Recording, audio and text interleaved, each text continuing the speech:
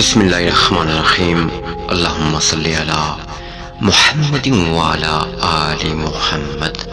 سورہ فاتحہ کا انتہائی طاقتور وظیفہ۔ رزق کی بارش ایسے ہوگی کہ آپ خود دنگ رہ جائیں گے۔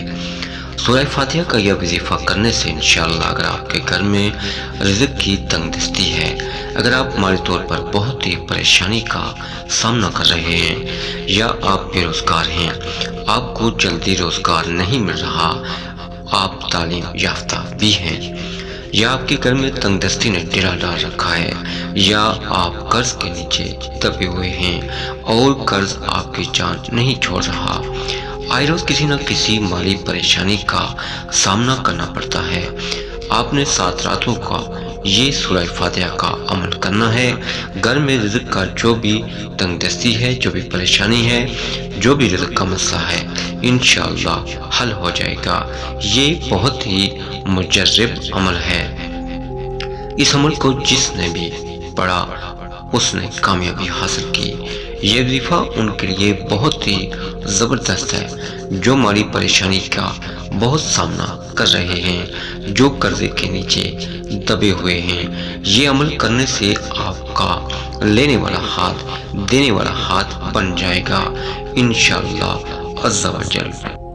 آپ نے یہ سورہ فاتحہ کا عمل خالی کمرے میں کرنا ہے جہاں کوئی اور موجود نہ ہو۔ آپ عمل کرتے وقت اکیلے اس کمرے میں ہوں۔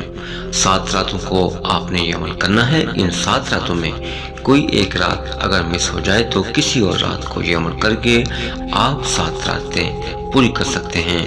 آپ نے یہ عمل جمعرات سے شروع کرنا ہے اور بدھ تک کرنا ہے۔ خالی کمرے میں آپ نے یہ عمل کرنا ہے۔ کسی بھی نماز کے بعد آپ یہ عمل کر سکتے ہیں، اور یہ عمل کرنے کا ٹائم بھی روزانہ ایک ہی ہو۔ جس روز پہلے دن یہ عمل کرے اسی ٹائم اور باقی دن بھی یہ عمل کرے۔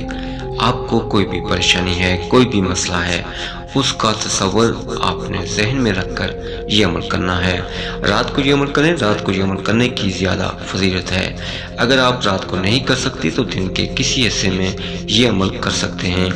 جب بھی یہ عمل کریں، عمل کرنے سے قبل اول آخر 11 مرتبہ درود شریف پڑھنا ہے۔ درود شریف پڑھنے کے بعد آپ نے 90 مرتبہ سورہ فاتحہ پڑھنا ہے۔ آپ نے سورہ فاتحہ ہر دفعہ بسم اللہ کے ساتھ 90 مرتبہ پڑھنی ہے۔ آخر میں پھر 11 مرتبہ درود شریف پڑھنا ہے۔